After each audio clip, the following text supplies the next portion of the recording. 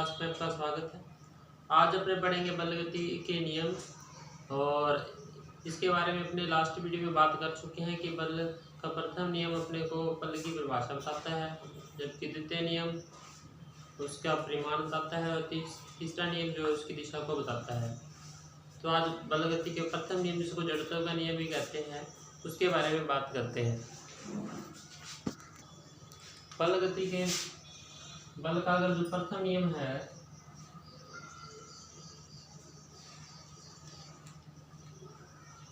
ठीक है, इसको क्या कहते हैं? जड़त्व का नियम भी कहते हैं।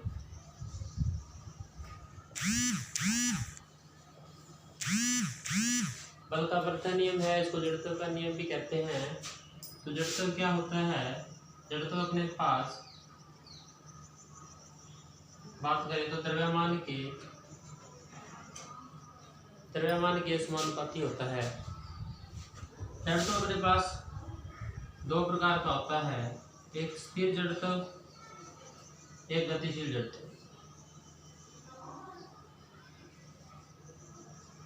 एक स्थिर जड़त्व होता है, एक गतिशील जड़त्व होता है। द्रव्यमान क्या होता है? किसी वस्तु में निहित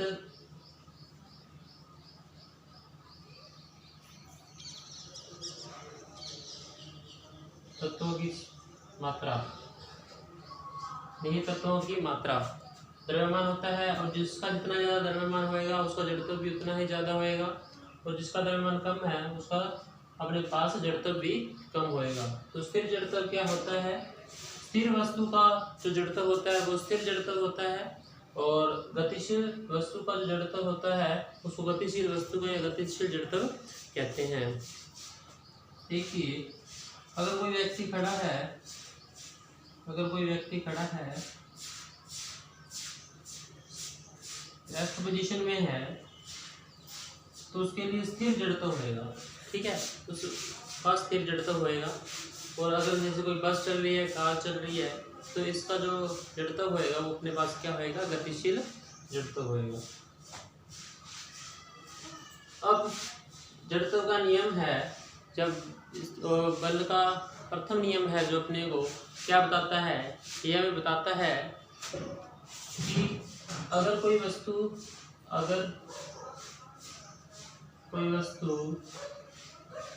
स्थिर है तो स्थिर रहेगी। जैसे कहीं कोई वस्तु स्थिर है तो स्थिर रहेगी,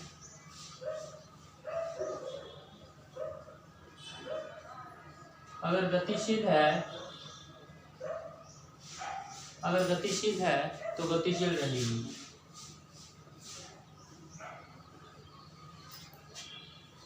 ये अपने पास बल का प्रथम नियम आता है।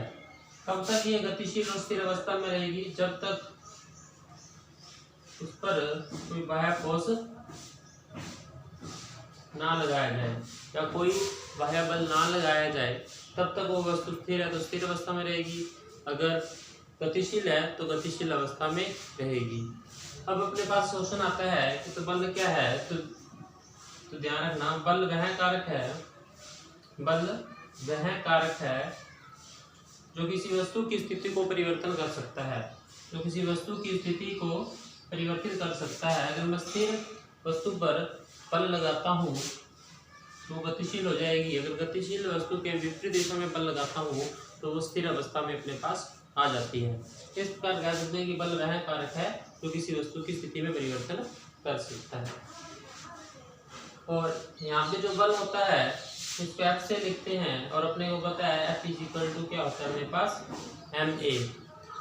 ma। अपने पास क्या है? यहाँ पर ये मास है, ये अपने पास एक्सेलरेशन है यानी त्वरण है। मास क्या होता है? द्रव्यमान, इसकी यूनिट kg होती है और इसकी यूनिट 5 यूनिट होती है मीटर पर सेकंड स्क्वायर। सेकंड स्क्वायर को हटा के मैं सेकंड इनवर्स भी कर सकता हूँ, जिसको अपने बोलते हैं 1 न्यूटन बोल दो या ये बोल दो, एक ही बात है। अब इसके कुछ दैनिक जीवन में उपयोग या दैनिक जीवन में इनके एग्जाम्पल्स है बल के प्रथम नियम के, उसके बारे में बात करते हैं। अब अपने बल के प्रथम नियम के एग्जाम्पल्स के बारे में बात करते हैं। तो फर्स्ट एग्जाम्पल की बात करूं, अगर बस में बैठे यात्री की बात करूं, बस में बैठे यात्री, अगर बस स्थिर अवस्था में है, बस स्थिर अवस्था में है, ये बस की कोई सीट है, उस पर कोई व्यक्ति बैठा हुआ है जिसको अपने यात्री बोलते हैं। जैसे ही बस गतिशील होएगी तो बस गतिशील होती है, ना कि ये व्यक्ति गतिशील होएगा। जब ये बस गतिशील होएगी तो इस बस पर एक विपरीत दिशा में फोर्स लगेगा जिससे ये पीछे की ओर धकेला जाएगा, जिसके कारण वो सीट के साथ लग जाता है। जब अपनी बस में ट्रैवल करते हैं तो ऐसा होता है।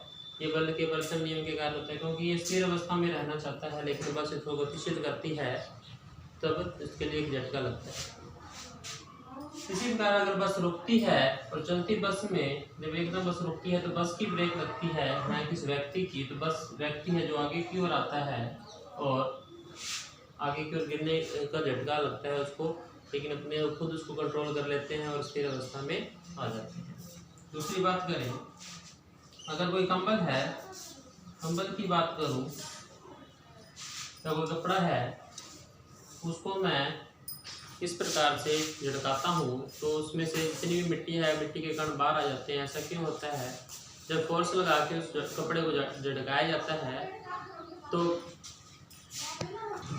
इस प्रकार जब कपड़े को झाड़ते हैं तो कण होते हैं जो बाहर की ओर निकल जाते हैं, क्योंकि वो स्थिर अवस्था में होते हैं और कंबल वो गतिशील अवस्था में आ जाता है, इस कारण ऐसा होता है। इसी प्रकार अगर अपने पास कोई गिलास है, इस गिलास के ऊपर मैं कोई इस प्रकार से कोई गत्ता रखता हूँ तो उसके ऊपर एक सिक्का रखता हूँ, तो सिक्का रखने के बाद जब मैं इस गत्ते को झटके से गतिशील करता हूँ तो ये गत्ता तो निकल जाएगा, लेकिन वो सिक्का है पानी में गिर जाएगा। ऐसा इसलिए होता है क्योंकि गत्ता तो गतिशील हो जाता है, लेकिन जो स्थिर अवस्था में पड़ा वो ऊपर सिक्का है वो स्थिर ही रहना चाहता है और स्थिर ही रहेगा, तो और वो इसके दम एकदम नीचे से गिर जाएगा। इस प्रकार से इसके कुछ अपने पास एग्जाम्पल्स के बारे में बात की है जो एग्ज़ाम की दृष्टि से इम्पोर्टेंट है। अब अपने द्वितीय नियम की बात करते हैं।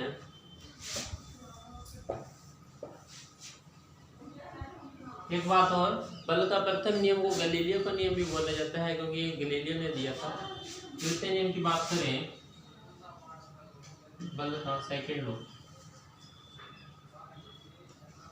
इसको समझने के लिए अपने सबसे पहले संवेग को समझना पड़ेगा, जिससे P से लिखते हैं और इसको इंग्लिश में मोमेंटम बोला जाता है। ये होता है अपने पास m × v, यानी द्रव्यमान × वेग। द्रव्यमान और वेग जब दोनों राशियां मिल जाती है तो बहुत अच्छी क्वांटिटी और धाकड़ क्वांटिटी बनती है, जिसको अपने संवेग कहते हैं। क्योंकि अकेला द्रव्यमान कुछ नहीं कर सकता और अकेला वेग भी कुछ नहीं कर सकता, ये जब दोनों एक साथ हो तभी ही ऐसा कुछ होएगा। इसको समझने के लिए अपने बात करते हैं। एक अपने पास रुई की गेंद है, रुई की गेंद है, और एक अपने पास ट्रक है। रुई की गेंद को मैं बॉल बना के आपकी तरफ मारता हूँ तो आपके कोई भी इम्पैक्ट नहीं होएगा, इतना असर नहीं होएगा, पता भी नहीं लगेगा आपको मैंने मारा है। क्यों? ऐसा क्यों हुआ? क्योंकि इस रुई के पास वेग तो था, वेग तो था, जो अपने उसको फेंका उसके पास वेलोसिटी तो आई, लेकिन द्रव्यमान नहीं था। तो द्रव्यमान नहीं था और वेग था तो उसका कोई भी असर नहीं हुआ, इसलिए कह सकते हैं अकेला वेग भी कुछ नहीं कर सकता। ट्रक की बात करें, ट्रक के पास अगर 16 टन का ट्रक मानूं तो ट्रक के पास वेग, अपने पास द्रव्यमान तो है पर मैं उसको गतिशील नहीं करता, स्थिर अवस्था में खड़ा हुआ है तो खड़ा हुआ क्या कर लेगा, इसलिए अकेला द्रव्यमान भी कुछ नहीं कर सकता और अकेला वेग भी कुछ नहीं कर सकता। इस प्रकार से अगर दोनों क्वांटिटी मिल जाए, अगर ट्रक अपने पास उसको थोड़ी स्पीड भी दी जाए और आपके बीच में मारा जाए तो आपका क्या होएगा आपको पता है। इसी प्रकार अगर रुई की गेंद, अगर मैं रुई की गेंद की जगह कोई मिट्टी या पत्थर ले लेता हूँ छोटा सा, उससे भी मारता हूँ कि पत्थर में थोड़ा सा द्रव्यमान होता है और उसके पास वेग आ जाने से वो घातक हथियार भी बन सकता है। ठीक है जी, ये होगी अपने संवेग की बात।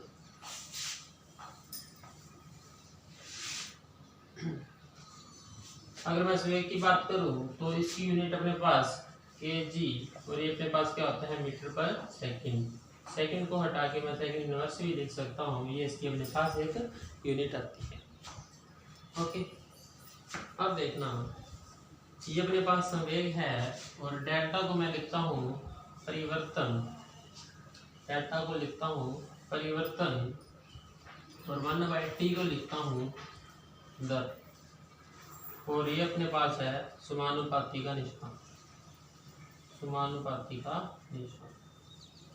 ठीक है, अब देखना, मैं लिखता हूँ डेल्टा पी अपॉन में टी समानुपाती एफ, संवेग में परिवर्तन की दर, ये संवेग है p, इसके परिवर्तन की दर बल के समानुपाती होती है। यानी संवेग में परिवर्तन किया जाए समय के सापेक्ष में तो एक फोर्स के रूप में काम करता है। ये अपने पास इसकी डेफिनेशन आती है, पर इसके कुछ एग्जांपल्स के बारे में बात करते हैं जो अपने दैनिक जीवन में काम आते हैं।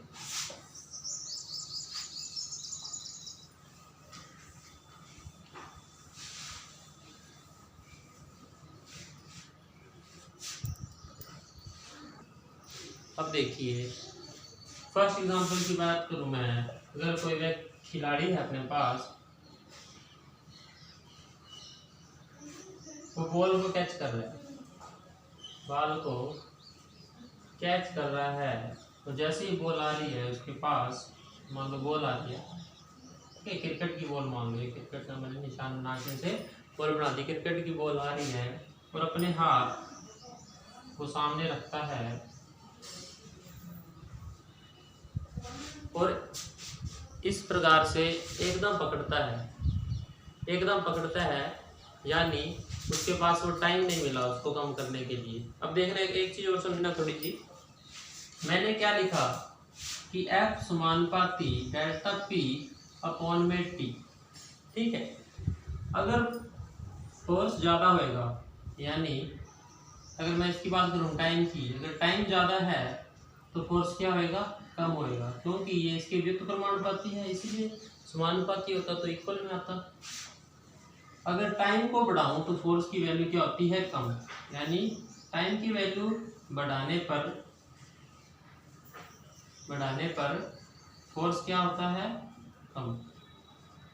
ठीक है, इसी प्रकार अगर मैं इसकी वैल्यू कम करता हूँ, यानी टाइम को कम करता हूँ, तो फोर्स क्या होता है, अपने पास बढ़ता है। उसी प्रकार से बॉल को कैसे करता हूँ, तो ये टाइम इसको लगा नहीं, यानी टाइम इसको मिला नहीं, टाइम बहुत कम है, टाइम बहुत कम होएगा, यानी टाइम की वैल्यू अगर कम होएगी तो फोर्स की वैल्यू क्या होएगी, ज़्यादा होएगी। अगर फोर्स की वैल्यू ज़्यादा होएगी तो अपने पास हाथ में दर्द होएगा और अपने हाथ तेज दर्द से कराने लग जाएंगे। अब आगे बात करता हूँ कि इस जो बॉल है, मान लो ये 100 की स्पीड से आ रही है, 100 की स्पीड से आ रही है, और ये हाथ है जो अपने इसको पकड़ के इसको किस प्रकार से पीछे लेके आ रहा है, यानी इसको पकड़ के पीछे लेके आ रहा है, तो क्या होगा, टाइम की वैल्यू बढ़ जाएगी। जैसे टाइम की वैल्यू बढ़ेगी तो ये 100 से 90 में पहुंचेगा, फिर 80 भी पहुंचेगी इसकी स्पीड, फिर 70 पे, और लास्ट में इसकी बहुत कम हो जाएगी। इस प्रकार जो प्रोफेशनल खिलाड़ी होते हैं वो बॉल को कैच करते समय हाथ को पीछे करते हैं। हाथ को पीछे करने से क्या होता है, टाइम की वैल्यू बढ़ जाती है। टाइम की वैल्यू बढ़ेगी तो अपने पास फोर्स की वैल्यू क्या होगी, कम। इस प्रकार से वो फोर्स की वैल्यू कम हो जाती है। ये इसका मुख्य एग्जांपल है और ये समझने में भी आसान है। अगर एक और बात करूँ, अपने पास गाड़ियों में शॉकर्स होते हैं, अगर वो खड्डे वाली सड़क पे जाए तो ये शॉकर इस प्रकार से इकट्ठे हो जाते हैं, जिससे क्या टाइम बढ़ जाता है। टाइम बढ़ता है तो अपने पास फोर्स की वैल्यू कम हो जाती है, फोर्स की वैल्यू कम होती है तो अपने पास इम्पैक्ट भी कम होता है। ठीक है, अगर ये शॉकर ना होते, एक सीधी रोड होती, तो अपने पास टाइम कम नहीं होता तो फोर्स ज़्यादा लगता है। इसका जो ट्रालियाँ होती है जिनमें शॉकर नहीं लगे होते, आपको ध्यान हो गाँवों में, उनमें ज़्यादा झटके लगते हैं क्योंकि उनके अंदर शॉकर नहीं होते, उनको टाइम कम करने का टाइम नहीं मिलता। लेकिन कारों या बाइक्स की में बात करें तो वो टाइम को बढ़ा देते हैं, जिससे क्या है, फोर्स की वैल्यू कम हो जाती है।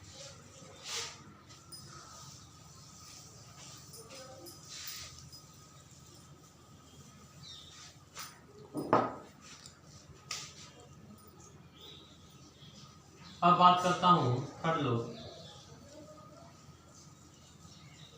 ठीक है, फोर्स का थर्ड लॉ ठीक है, इसको क्या बोलते हैं, क्रिया प्रतिक्रिया का नियम भी बोला जाता है, क्रिया प्रतिक्रिया।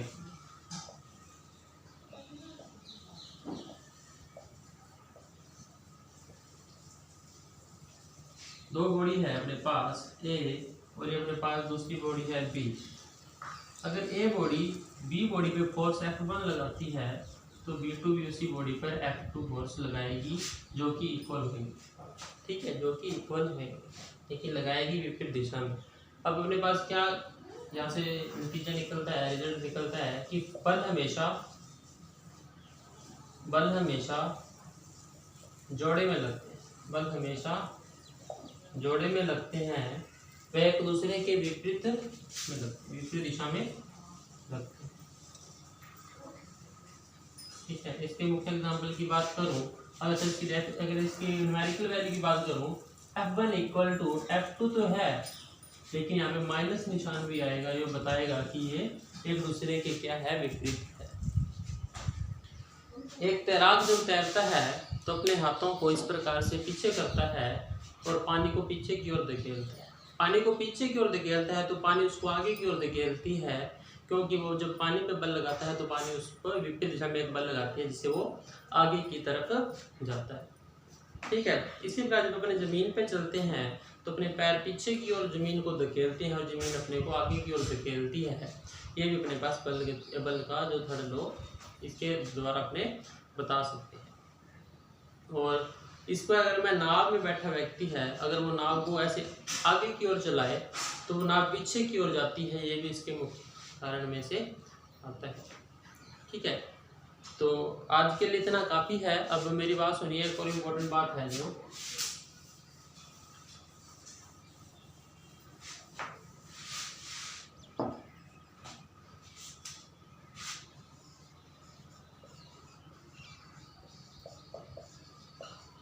इस चैनल को सबसे पहले तो सब्सक्राइब कर दिए अगर आपने नहीं किया, और इस वीडियो को लाइक कीजिए अगर आपको वीडियो पसंद आई है, और उसमें अगर कोई डाउट है तो आप यहाँ पे कमेंट भी कर सकते हैं। ठीक है, इतना सब करने के बाद जो आपको करना नहीं चाहिए, क्योंकि वीडियो बनाते हैं तो मेहनत लगती है और आपको पता है इनको लाइक कमेंट करने से हमारा क्या हौसला बढ़ता है, तो इसको अपने दोस्तों के साथ क्या कर दें, शेयर भी कर दें। ठीक है जी, आप सारों को थैंक्स मेरी तरफ से वीडियो देखने के लिए। और आपको एक और इम्पोर्टेंट इन्फॉर्मेशन ये कि जो भी आपकी इसके पीछे वाले पार्ट है वो आपको आई बटन में दिख जाएंगे, और या डिस्क्रिप्शन बॉक्स में भी देके आपको प्लेलिस्ट मिल जाएगी, जिससे आप सारी वीडियो देख सकते हैं। और हमारे साथ जुड़े रहिए। धन्यवाद, और इस चैनल को सब्सक्राइब, लाइक और कमेंट जरूर कर दें। धन्यवाद।